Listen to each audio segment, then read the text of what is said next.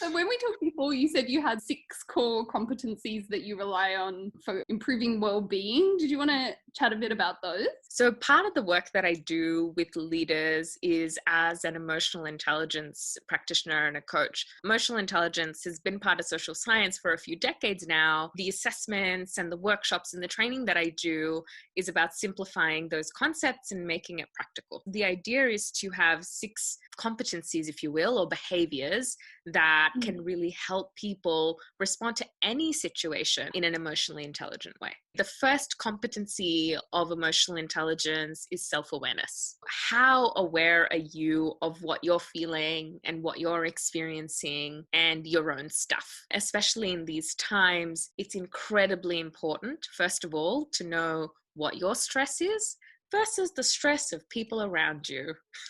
Yeah, for sure. And that even ties into what we were just saying about, is this your expectation or is it someone else's expectation? Is it a should or is it a want? Absolutely. So that self-awareness is about being very present. It's like, this is what I'm thinking. This is what I'm feeling. That's what they're thinking. And that's what they're feeling. Anything that helps you pay attention to your body language, to your emotions, to your state will really help you professionally and personally. Sounds fantastic. The second element of emotional intelligence is empathy. Conversations on empathy has been an interesting thing in leadership recently. Compassionate leadership, kind leadership, empathetic leadership. Traditionally, empathy is seen as like a soft skill. Yes. But I think more and more, as we see sort of leaders make important decisions on the world stage, you can see how having empathy or having an awareness of what other people are feeling actually helps you lead better and make more informed decisions that are aware of other people's needs. Yes, absolutely. It's being said quite widely that female-led countries are dealing with coronavirus better than non-female-led countries. They have a more adaptable style of leadership and a holistic perspective of, it's not just dealing with a pandemic, it's dealing with how people feel about the pandemic. It's dealing with the loneliness that comes with isolating yourself, or the emotional distress that comes with losing your job. And it's dealing with all of those levels of the issue rather than just preventing the spread of a disease. That's spot on, because empathy really is about how well you can see a situation from somebody else's perspective. Yeah. So much of the division in news, in culture, in politics, we see it in the workplace as well, in relationships. It has to do with either an inability or an unwillingness to look at what somebody else needs or how they're viewing a situation, and facilitating conversations that are challenging in a kind and effective way. And when you say, I guess, the difference between self-awareness and empathy, is it also important to keep in mind that difference between, I'm responsible for this area and these are my feelings and these are someone else's feelings and I can understand them, but I'm not responsible for them? Absolutely.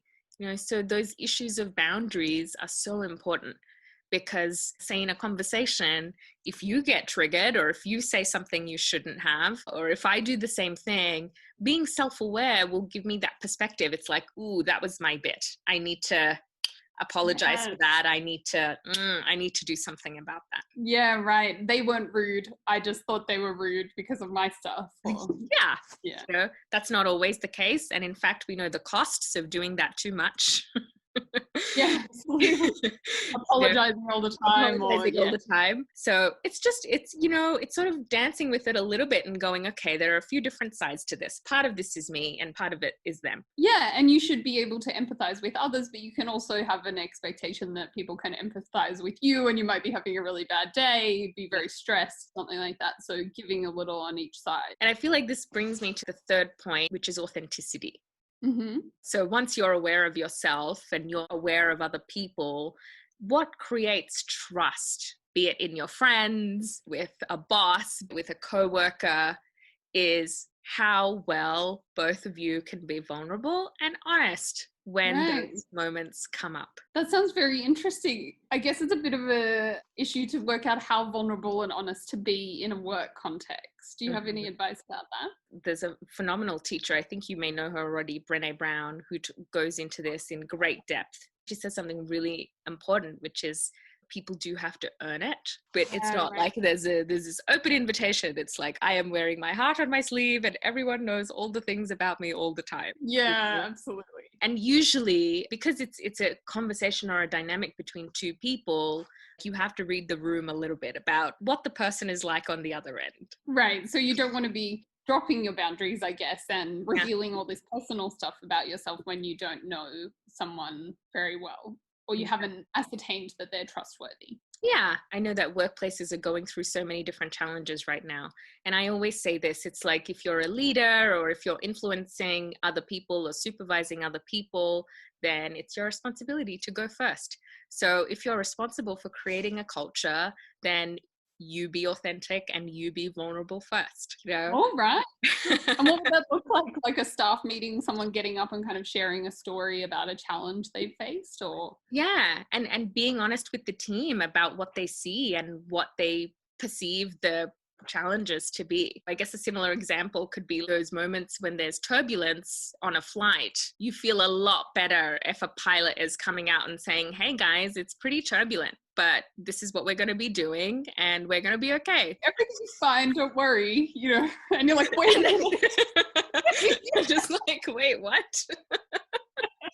So if you're in a position where you're leading somebody or where you're supporting somebody else, I want to urge that authenticity so that you're self-aware, you're aware of what the other person is feeling, and then you're communicating the truth so that you're creating that trust between you and the other person. That's great. And that allows other people to have that empathy, I guess, to be like, oh, wait a minute, you know, my boss has said that he's having a really hard time having his entire family at home with him at the same time as trying to do his job. And so he's really grumpy today, but maybe that's okay. Yeah. So, you know, I'm aware that I'm talking about it quite generically.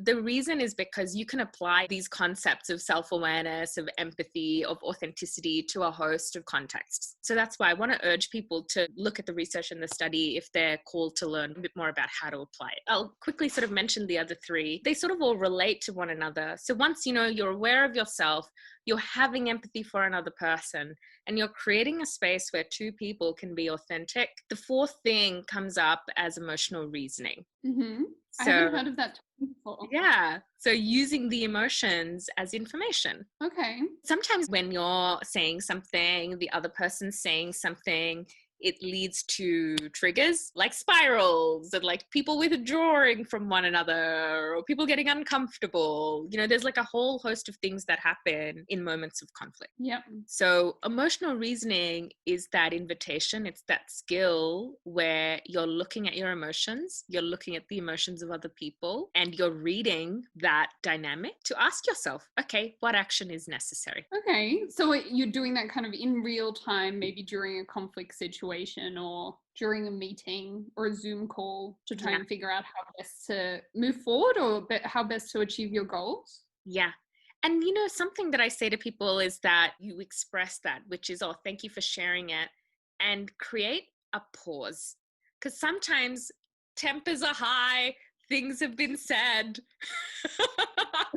Yes, you're self-aware, you're empathetic, but some things have been said, and it's very important that for you to go into that emotional reasoning that you need to create some space and some distance. I really think that's important for women in particular, because I think we're kind of taught to be kind of conciliatory and make people feel comfortable. And so that often makes us into nervous talkers. I, for one, am a nervous talker. I do not like a silence, but strategically using a silence to either give people time to think or give them time to calm down and just reflect. That's such good advice.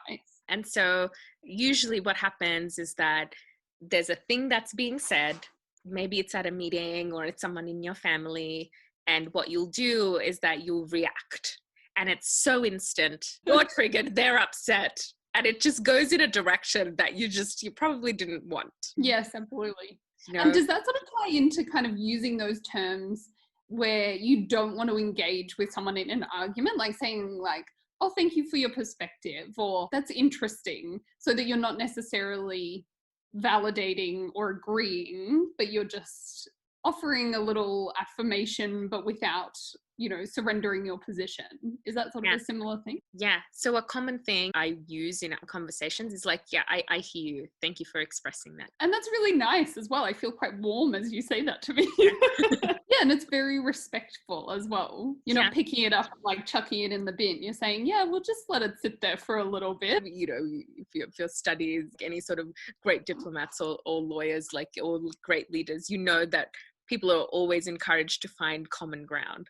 So, but what it will do is that space will allow me to find that. If I respond from an angry place, I won't actually take the time to figure out if there is any common ground. I'll just be like, you're wrong.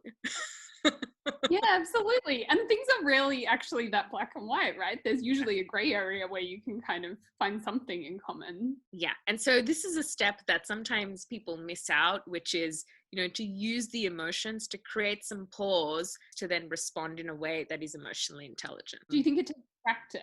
Because it sounds a bit tricky to do in real time. Yes. This is homework for women's alumni. Exactly. And that's why I say it's like, take a time out, create that pause, go back to your self-awareness, have empathy for that person, figure out what you want to say, but use that space to exercise that emotional reasoning. That sounds fantastic. Yeah. I'm going to try and work on it. I'll report back. The fifth one is resilience. It's your self-management. So we've already talked about self-care. Right?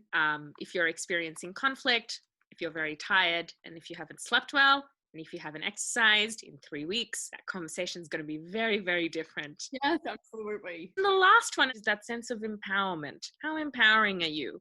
How much do you empower yourself? How much do you empower other people? And I feel like this is such an important element of emotional intelligence, which is you not seeking to be dominant, or you not seeking to create like a power structure to make yourself feel better and others feel worse.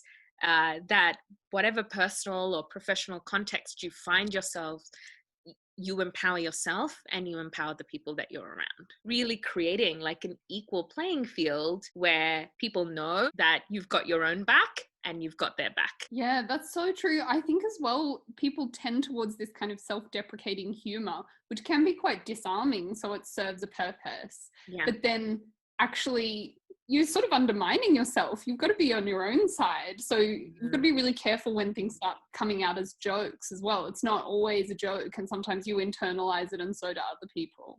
Yeah. And we've watched Hannah Gadsby's Nanette. Oh yes. Love. Right? Yes. And I feel like I don't know if there are a version of words that can sum it up better than her, which is like, it becomes a point where there's a subtext of insulting oneself. And that's not something that I don't think it really serves women to have that subtext or that message that I'm not really proud of the things that I've done. Yes, absolutely. And I think we often conflate that idea with kind of being humble, which obviously you don't want to go out seeming arrogant, but women often say that they're lucky. And I just don't think that's necessarily the case. Obviously, luck comes into everything in life, but we work very hard for the things that we accomplish, and often against a lot of adversity and discrimination and juggling so many different priorities. That's not good luck. Yeah. And like you and I, we're lawyers, Katherine. So it's like there's a part of us that are fact finders. And isn't it true that there are more CEOs called John than there are women CEOs? Oh God, doesn't that just make you sick to your stomach? It's terrible. You know what I mean? So whenever a woman says like, oh, I got lucky, it's like, well, that was a part of it, but can we also make room for the other parts where you're pretty amazing and you worked really hard and you did some amazing things to get where you are? Yeah, and sometimes that can just be a matter of accepting a compliment. It doesn't have to be, yes, I'm fabulous all of the time. It can just be someone offers you a compliment and you say thank you, rather than making a joke or putting yourself down or saying, oh, I was just lucky, it wasn't me. Look, we're Aussie, so I totally understand, like, being modest is part of the culture, so to speak. We don't really sort of play ourselves up. It's just like a little seed, planting a little seed saying, make room for your accomplishments. It's okay to have like a laugh and, to have those moments where you're making fun of yourself, but it's so, so important to also make room and empower yourself so that you're comfortable with empowerment, other people's empowerment and your own. Yeah, that sounds fantastic.